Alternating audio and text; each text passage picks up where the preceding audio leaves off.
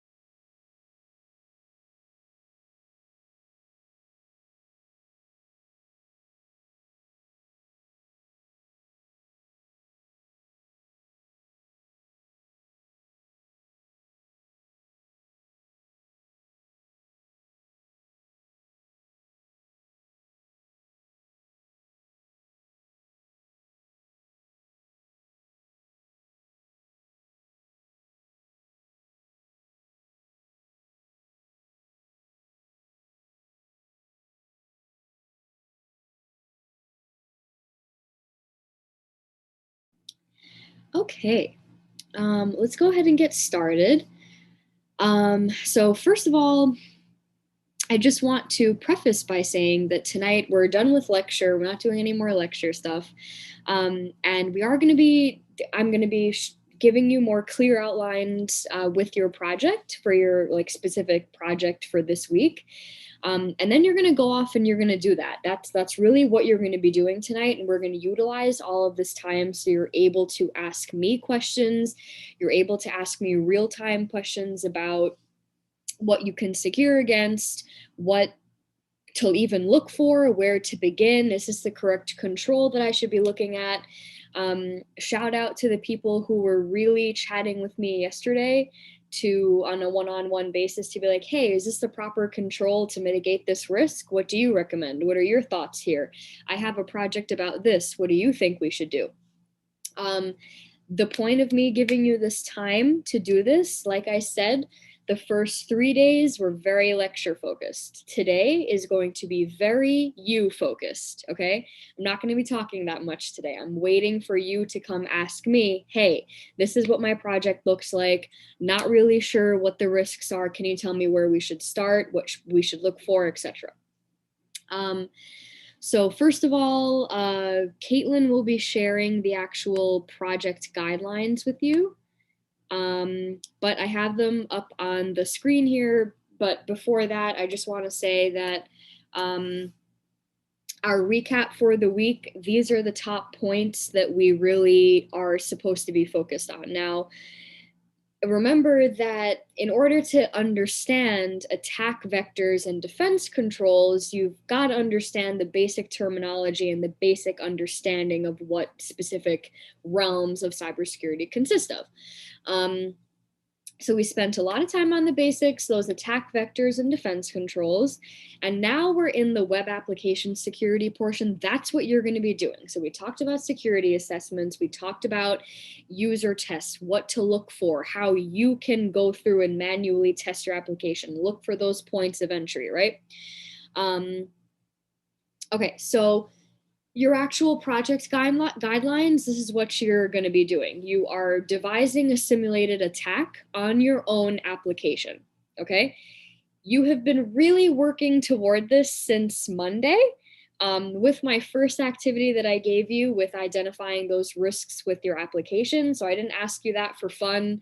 I didn't ask you that to waste anyone's time. That was really to work on this. So you really should have been thinking about these risks, but yesterday should have been your day to confirm that top risk and then associate the appropriate control to that.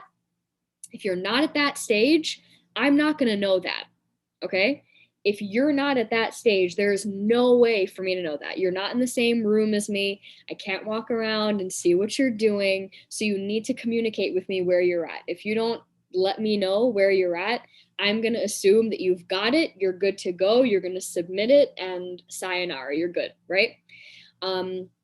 So your goal, you have 3 portions to your actual project here. And remember that this is ultimately securing your entire capstone. So this is something that you should, this is kind of that closing piece, okay? So I don't want you to look at this as something separate from your capstone. This should be in addition to making your capstone the best it can be. So that's how you should be looking at this. So first of all, you're going to identify that top highest security risk within your application. And this is going to be one of the top 10 risks, right? You're going to say, hey, I feel like sensitive data exposure is a big thing for me. That's my top risk. I got to figure out how to protect myself there. So you got to tell me why that's the highest risk, okay? You can't just tell me, oh, authentication. Why? Why is authentication a risk for you, right? Because the point of this activity is not just you going through the list of risks, picking one that sounds the most risky, sending it to me and submitting it because that sounds good, right? The point of this is actually going through a posture assessment of your own application, which we talked about, and I'll share you those tips later again. And documenting your findings. What are you looking for? Okay, I tried to log in with an incorrect username on purpose and my application broke. I didn't get an error message, so I need to go fix that, right? You need to document that. That can't just be memorized like we talked about. Okay, that's step 1. So identify that top risk and tell me why it's the highest risk. You can't tell me why it's the highest risk unless you've conducted some sort of assessment, right? So you can't just say, oh, because it's risky, right? You have to say, well, because I will be affecting, I'll be dealing with about 50 users a month and X, Y, and Z, right? You have to have these pieces that you've actually done the research to do. Second part is you're going to be the attacker. So you're going to outline the steps you would take to attack your own application. So let's say a top risk for you is sensitive data protection, right?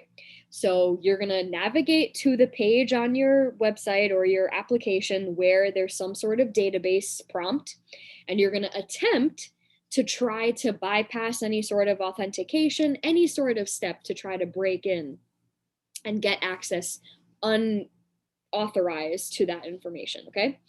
So first of all, where would you break in? Where would you begin? This comes back to your security assessment where you figure out those entry points like we talked about yesterday. What evidence have you found that leads you to believe that you can successfully break in? AKA, why is it? Again, you're basically just explaining why it's a risk, right?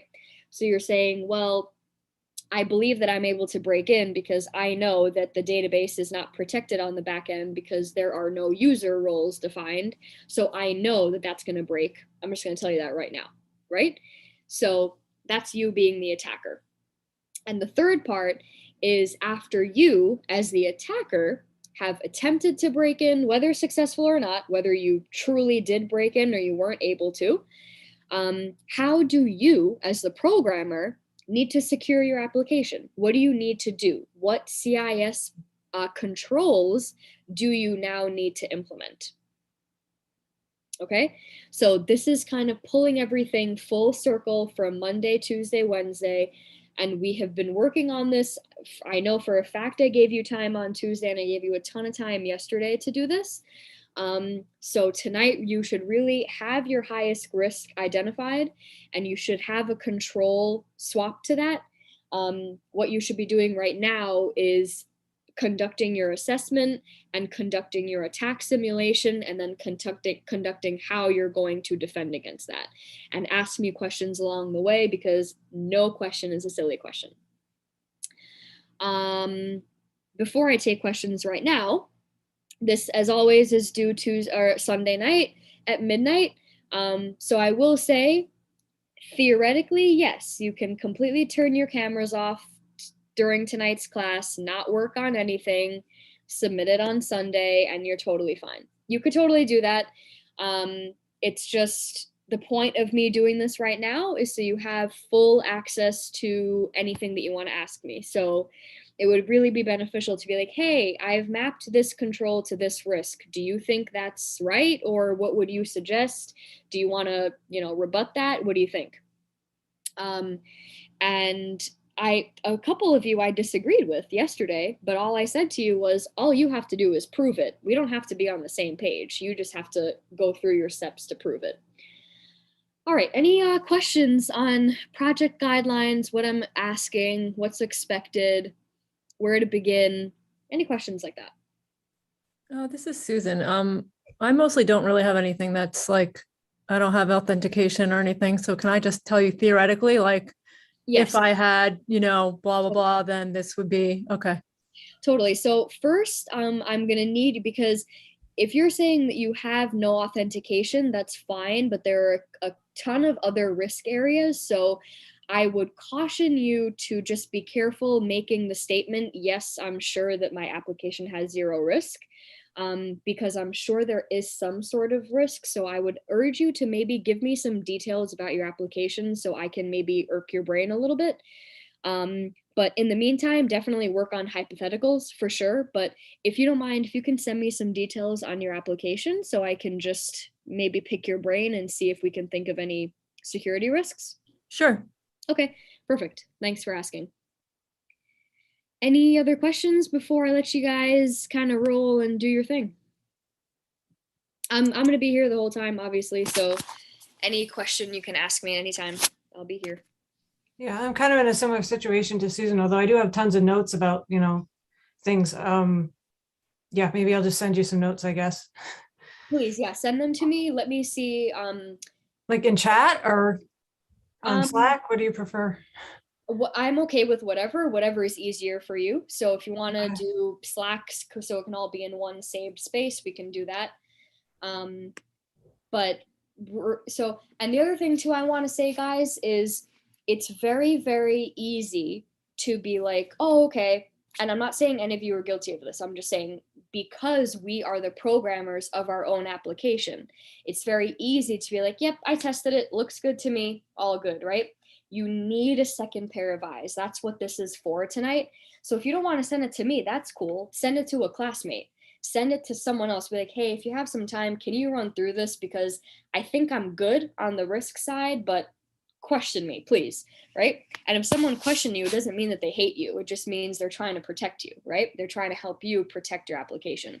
So anyone who has any questions or is stuck, please send me details about your application. We will work through it, I promise. So we can start there, but ask me any questions in the meantime. If not, keep it rolling. I'll be here.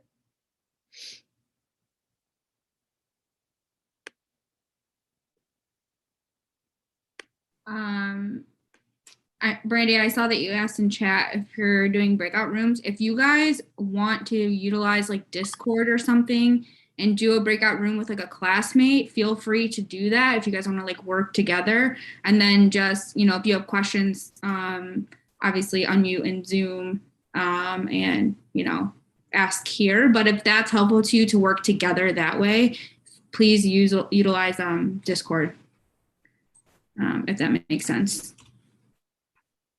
I know we haven't used it a lot, but it's an option still.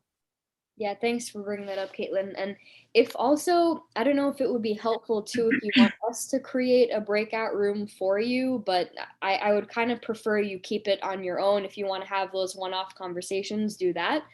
And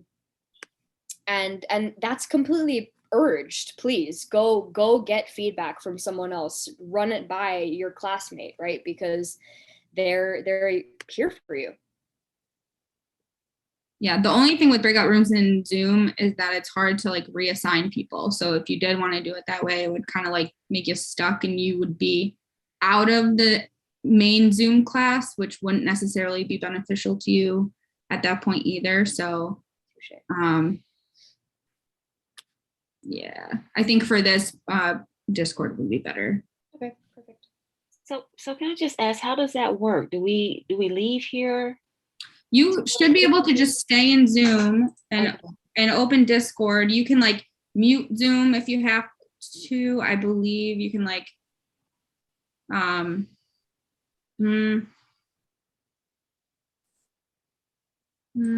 don't know. We can all be muted, I guess. And then, nobody's going to be talking in here a lot, but you guys should be able to use Discord at the same time. Theoretically. Yep. Usually there's a way if you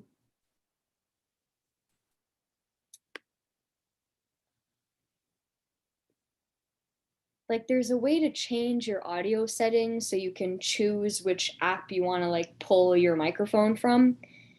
Yeah. But then also, yeah, the reason why we want you to stay in the main room is for main questions here. And if I have to say something, so we want you to be able to hear what we're doing, but also have those one-offs. So there's not going to be much people speaking in here. So feel free to go on Discord, and then there shouldn't be much feedback coming from this side, I don't think.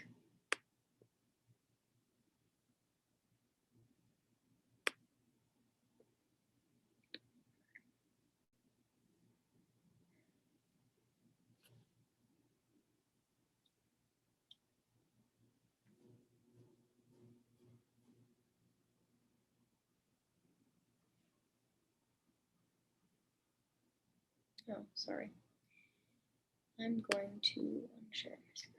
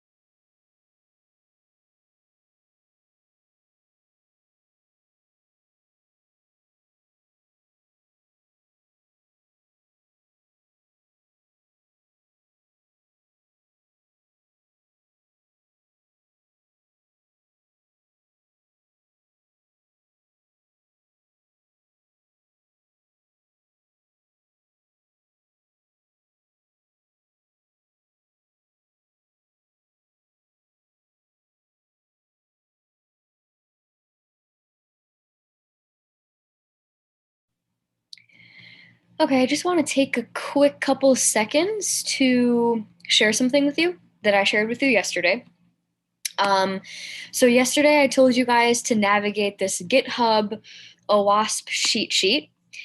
Some of you said that the links were not working for you, but the goal was for you to navigate to find this link, which you would have gotten to if you went to the GitHub modules on the conversation, you would see that they moved everything to their actual website, which is here, and which I'm just gonna go ahead and give to you guys now. And if you download that bundle, so let me go to the site. So you can see on my screen, you can follow their steps here. So this is their cheat sheet. Download their site, and it's going to download as like a zip file of a bundle. And actually, I'm going to open up the bundle so you can see what it looks like.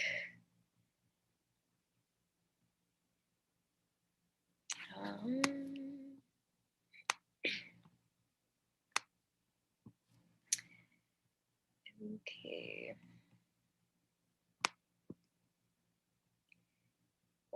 Okay. So if you look here, it's saved as like a folder called site.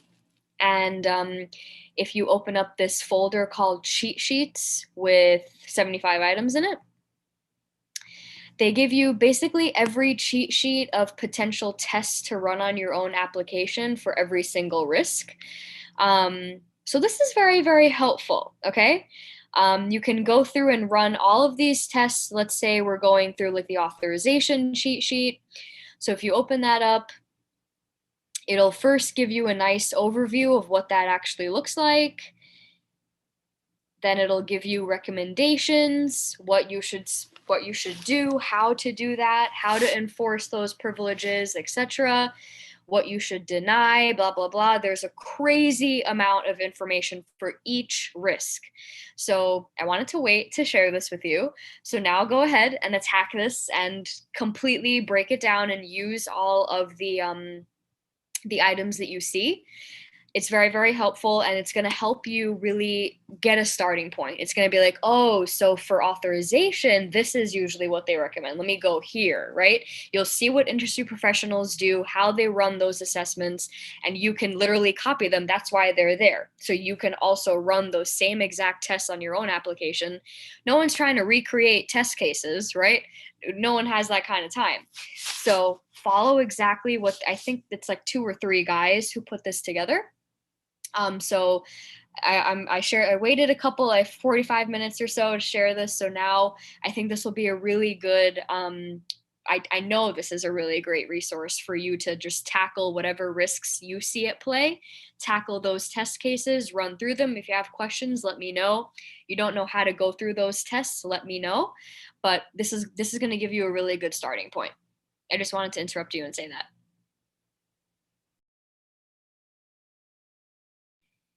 Keep it up, folks. You're doing great.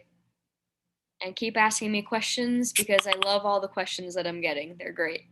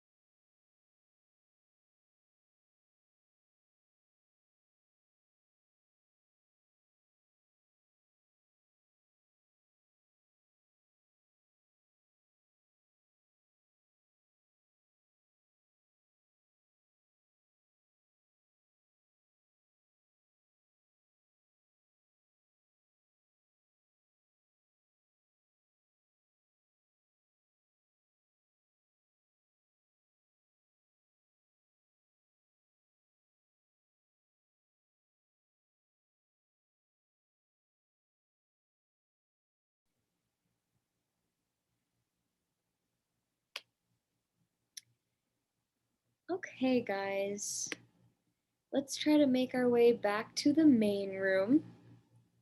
So we can go through this, a nice little recap of today, and then we are good to go.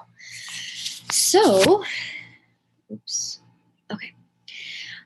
Wait 2-ish or so minutes until people kind of pop back on, but I'm going to go through a nice Module 12 recap just of what we covered this module, go over project expectations again, my contact information, all of that. Again, I want to wrap up class by 8 o'clock tonight.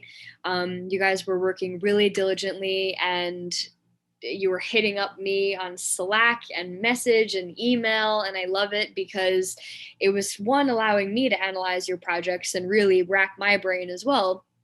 And two, I think it gave you a lot of guidance and assistance with my opinions on things. So if I didn't get back to you yet, after I do this review, I'm going to respond to all my pending folks, but I just want to go through review, and this is going to be interactive, and this is going to be, I'm not lecturing. I lectured all this already. So I'm really going to be going through and asking questions. This is going to take extremely long if no one volunteers. You know that I will sit here in silence, so if we want to go through review and no one wants to say anything, that's cool, but then we will end up being here till 8:30, because if no one's saying anything, most of that's just going to be silence, and we don't want that. So if you know the answer, say the answer. If you don't, phone a friend or communicate with each other on Slack. If you don't know it, simply say, I don't remember. Can you tell me what it is? And we'll move on. That's all. But any answer is better than radio silence. So please just say something. All right. So first of all, like I go through in the beginning every time, these are kind of the breakdown of the module, which I'm sure you all have memorized at this point. So who's our weakest link? Humans. Humans. Beautiful. Humans are the weakest link. Who can tell me why? Because we're full of flaws. Touche. Touche. That is literally why, right? Humans are not perfect. Therefore, we will always be the weakest link. So a lot of times people will ask me, oh, in cybersecurity, how do I know that I'll always have a job? Like, aren't they making, computer programs to do everything? So how am I going to be secure in a job? Because we always need people to attack against those weak humans. We need humans to understand those humans. So technology can never replace the human intuition, right? Technology can replace programs, make things easier, but we haven't nailed the feelings portion yet. And that's that social hacking part that you're always going to need a person for with cybersecurity. Humans, what's phishing? Somebody just tried to do to me like a couple of seconds ago. Oh yeah, Dominique, tell us what happened with that. Yeah, so it looked like a first AT&T. I usually get text messages from them all the time, but they misspelled the word honey. They never called me honey before. And I'm pretty sure that if anything like that happened, they usually give me a phone call and an email because I have a business account with them. So I already know their, what's the word? Yeah, I pretty much know their behaviors. So it was real easy. I just deleted a message. I didn't even open it and sent a link saying, if you really want this credit, you must click on this link. I'm like, nice try, delete. Good one. Yeah.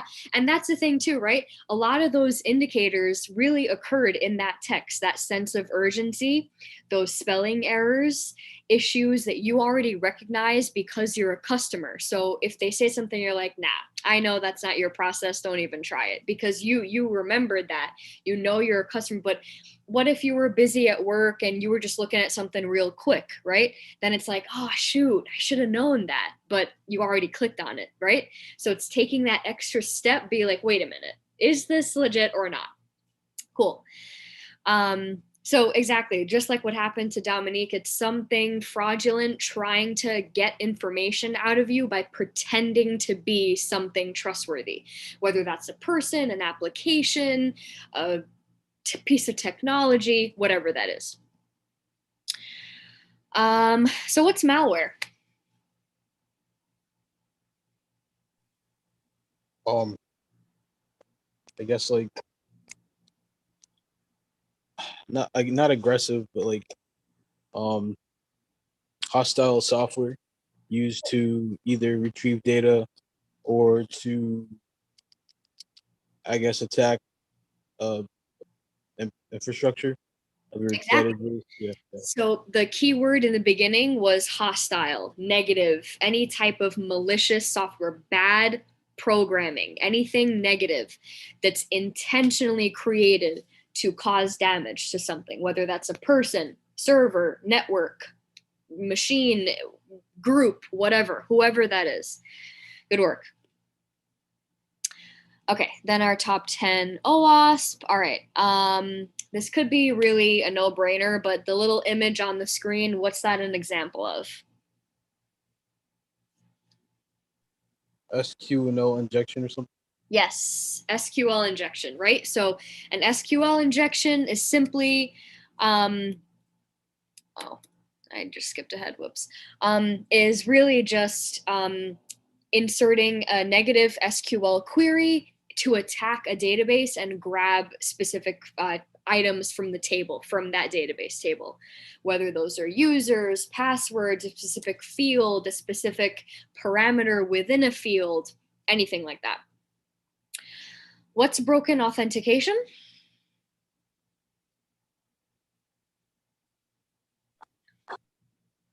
Broken authentication is like, I think, something to do with like your authentication process isn't like built correctly, so anyone can log in or something like that. Or I might be wrong. I might be confusing with something else. Nope, you're right. That's correct. And I'm sorry, I'm now looking at the chat, so let me do that because I was like, no one's saying anything, but I see people typing. I'm like, where are you typing? So it's here. So now let me look at the chat. But okay, let's see. Yes, so everyone got humans, good, too vulnerable, too trusting, great. Agreed, cybersecurity cannot be replaced by it. It cannot, because there's a huge emotional aspect to cybersecurity. An entire domain within cybersecurity is social engineering. A robot, that's not possible unless you can engineer feelings, natural, organic feelings into a piece of technology. I don't think that's happening. Thank you. Mal in Spanish means bad. Oh, thank you so much, Kyle, because that's literally how I remember malicious every time. That's how my instructor first taught that to me. So thanks. You said it earlier this week. It's also the same in French, which is easier for me to remember because I don't know much Spanish. Yeah. But yeah, I was just saying that because it could be malicious as well, which is, if you don't know Spanish, that's another way to remember it. Yes, exactly. Yeah, I got that from you. So no, but what I'm saying is I'm so glad you remembered that, because for me, that's always been a helper for me to like remember that. So I'm glad you mentioned that. Thank you. SQL injection, nice. Sorry, I'm now seeing all the messages. Okay. Broken authentication, yes, that. So what I think that was Jahil, you were correct, but also what Shah said in the chat, it relates to session management. So broken authentication is completely different from access control. They're very easy to get interchanged. So broken authentication is simply a piece of functionality on your site related to authentication is not working. Okay, so something's broken. Okay, this is not about someone is attacking something. Yes, there's potential for someone to attack, but this risk is simply saying where authentication is related to your site, something's broken. You got to go through and fix that. Now, as opposed to broken access control, which is a strict restriction on admins and what they're able to access and not. Who is able to be an admin? Who is a user? What is defined as an admin? Is there a middleman user between a base user and the admin? Or in our organization, do we only have two types of users, either a regular user or an admin? right? So that's access control, that's role definition, that's really allowing what people are able to do and see. I have a question about the authentication or broken authentication. So obviously that's always something you need to fix. It's always a problem, but is it always a security risk? Because the authentication could be broken that like it won't authenticate anything or whatever, and then less people are able to get in. So correct. So, okay, you're correct because in itself, yes, the authentication is broken. So where authentication is concerned, yes, it's broken. But attackers, they look for these broken areas. Now they try to inject malicious code into those form fields or into that specific area.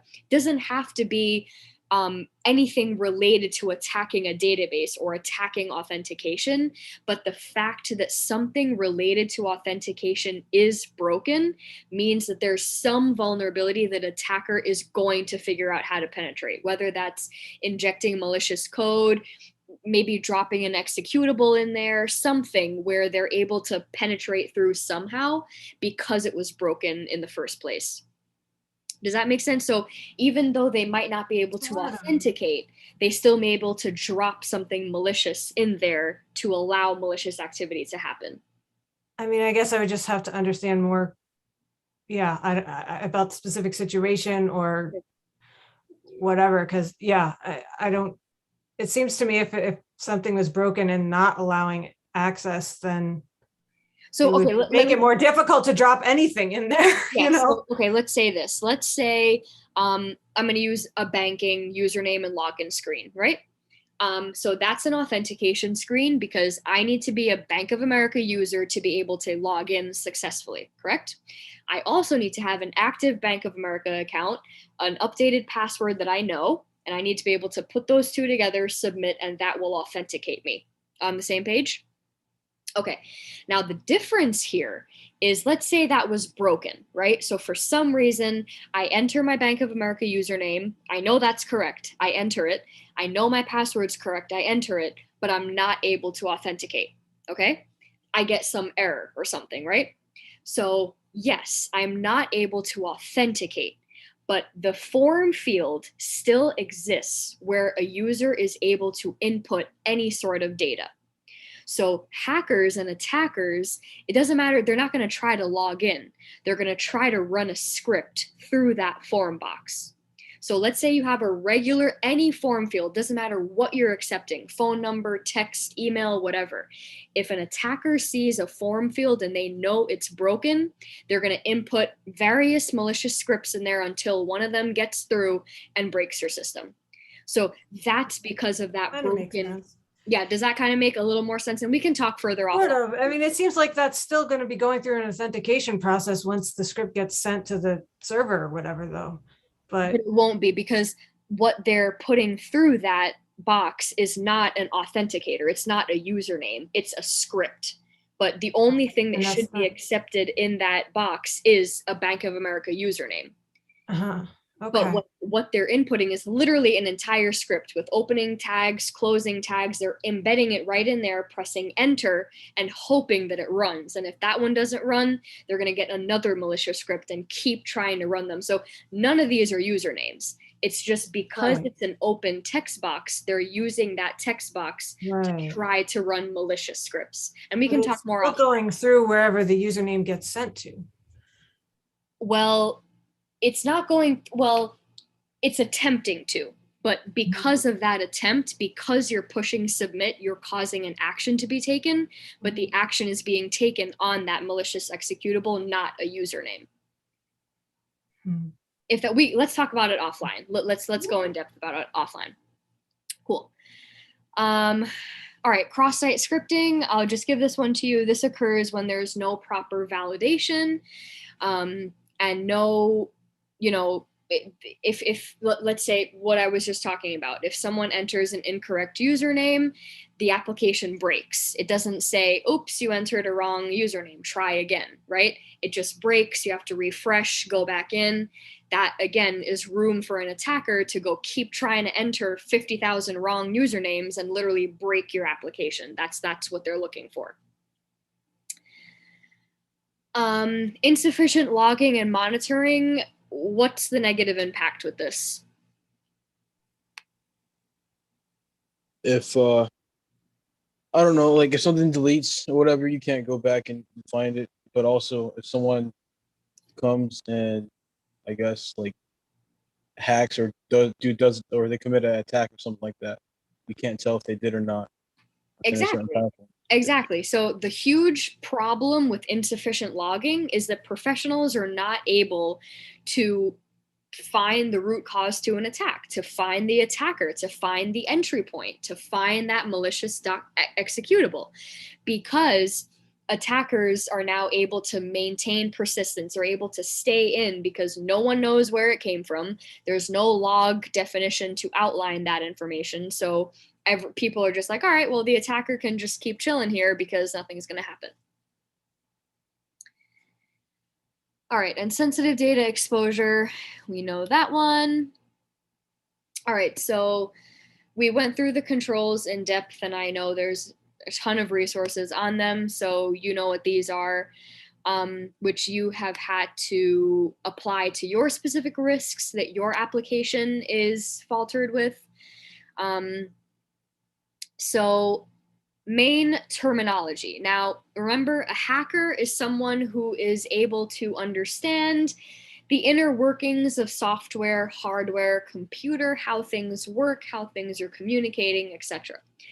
Who remembers the 2 to 3? I'll give you gold stars if you get 2, that's fine. 2 to 3 hacker categories. Black hat, white hat, and gray hat.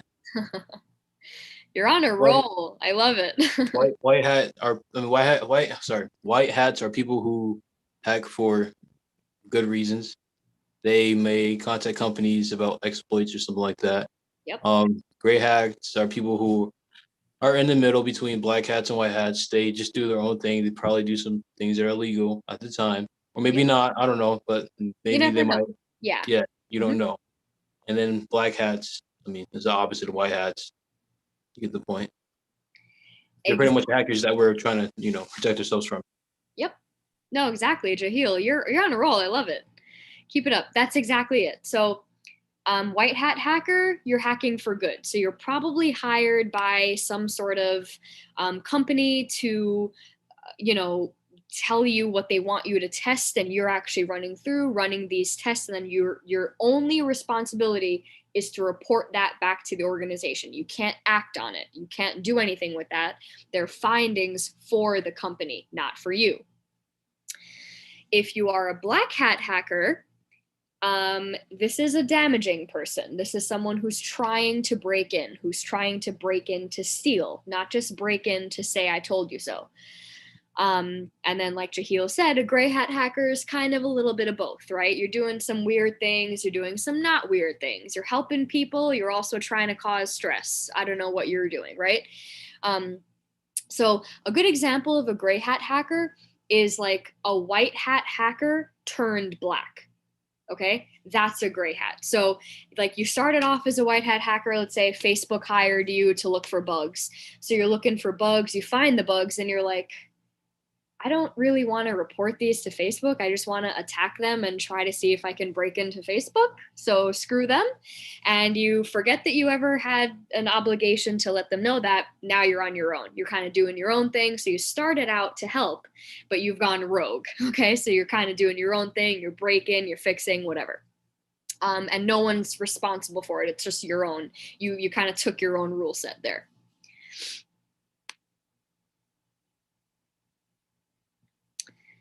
Okay, cool. Again, key differences between privacy and security. Privacy is the state of being free from surveillance, okay? Remember this from a person perspective, from a technical perspective, device, anything, Okay, so it's the freedom of surveillance, of monitoring, of observation. Security in itself is simply the state of being free from any threats, any potential dangerous situations, risk, anything like that. And ethics, what comes into play when I say ethics? What am I going to say comes into play with ethics? It's something that's based off our own principles. Exactly. The human. I'm always going to pull it back to the human. No technical textbook is ever going to teach what is ethics. No one's ever going to teach you that, right? You can define it like I did right here, but if you actually practice ethical behavior, I will never know that. You need to know that, right? So this is one of those things. I'm going to use this with access management. Let's say on accident, you realize that you have administrative, rights in your organization. And then, someone says, okay, if you realize that you have admin rights and you're not supposed to, please let the security team know. And you don't let the security team know because you want to take advantage of your admin rights. That's not being ethical. That's being extremely unethical for obvious reasons, because you're not supposed to have those rights. They're not supposed to be granted to you. So again, acting ethically, action is different than ability.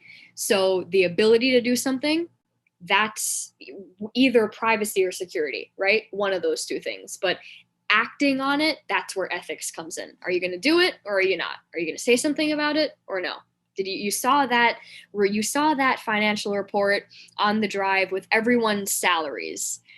Are you going to tell people that that's public, or are you just going to keep looking at it, be like, ooh, I wonder when Kyle gets a raise. Let me keep checking. What are you really going to, you know what I mean? So again, being ethical with that type of thing. Cool beans. So vulnerability is the weakness of a system and a specific process. The exploit is the means of taking advantage of that vulnerability. What's risk?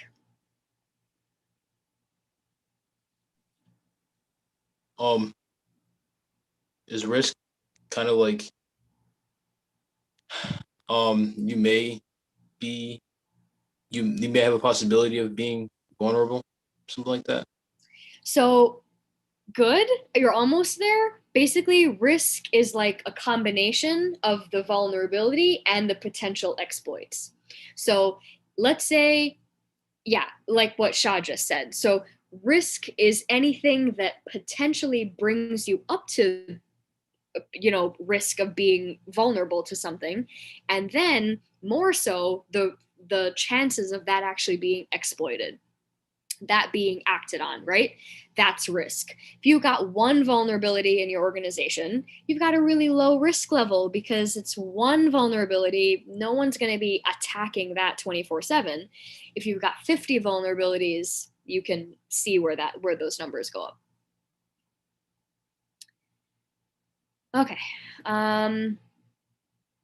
Bummer. That didn't work as I wanted to with my transitions. That's fine. Okay, human risk, we talked about insider threats. Insider threats are within an organization. I'm not going to read all the items on this slide, but remember that this goes to my point of do not give anyone the benefit of the doubt, okay? You cannot, just because you work with them, just because you've worked with this person for 15 years, doesn't mean that if they get fired, they're going to go steal company information. That doesn't mean that they're not going to do that. They can still be an amazing human, but they still could steal company data, which makes them an insider threat. I don't care how nice of a person they are, whatever. So how can we reduce that? Conduct background checks. Don't give people more access than they need. Give people more access based on their behavior, based on your trust for them, based on testing. Like, hey, I'm going to give Kyle access to these things I know she should not have access to. What does she do? Does she tell me about it or not? Believe it or not, a lot of upper management put their employees through tests. They do that. They're like, hey, can you access this? Blah, blah, blah. And they know fully well what you can do, but they want to see, okay, are you going to say it or are you not? Are you going to keep quiet about it? Let's see. Because remember, your boss is probably an admin, and admins can see anything and everything. So if they're asking you something, they probably already know the answer. They're just trying to test to see, all right, let me see if they're telling the truth or not. Okay, and then I'm not gonna go through this like crazy, but we went through web application security, talking about security assessments, different levels of organizations having different levels of security risk, etc. But the key here is running a posture assessment. Now, posture assessment is just a fancy word for a security assessment, fancy word for just testing, really. It's really just being an attacker, being a hacker, like number 2 in your project, right? This is you being the attacker, trying to find those cracks within your application. There's 3 ways you can do this. First way, vulnerability scanning. You can actually run a scan on your code.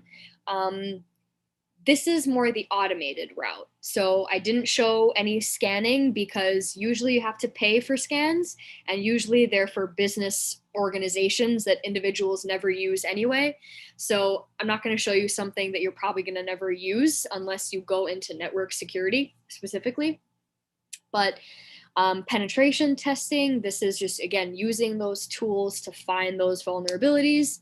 And then red team, blue team exercising, which is just red team sending the attacks and then blue team defending.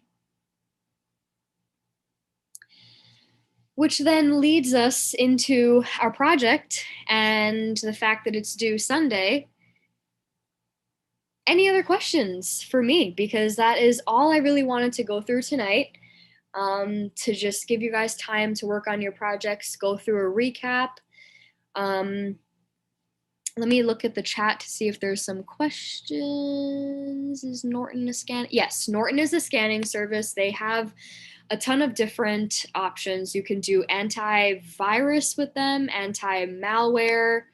I think they've got a good like defender type of scanning service as well. And they do have a pretty good free version. I think one of the big 3, if it's either Norton, Avast, or I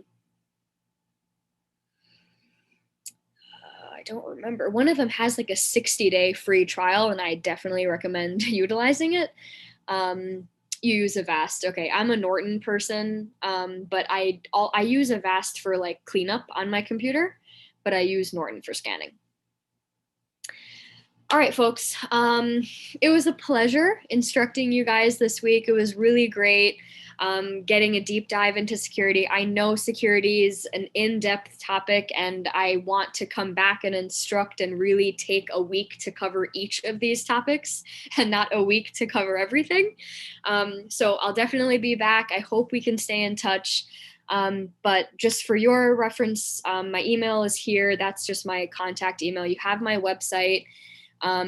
So please send me a contact request, send me anything on there. Just be like, hey, I was a student. This is my project. Take a look. I love when students send me their projects. I love taking a look at them.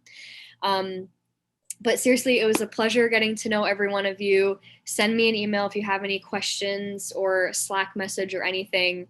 But keep up the great work. I can't wait to attend your graduations and to see how secure your final projects are and how you've implemented those controls. I can't wait.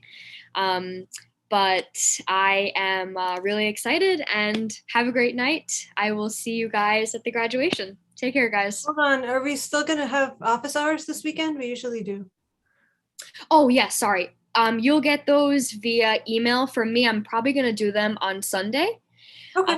So I'll send you an email. I have a couple time slots. I don't know how instructors have done it in the past, but I'm gonna offer a couple time slots. Just because I have weird availability this weekend. So I'll offer a couple 30-minute time slots on Sunday.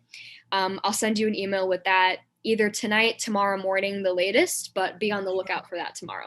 Great, thank you. All right. Bye, guys. Have a good night.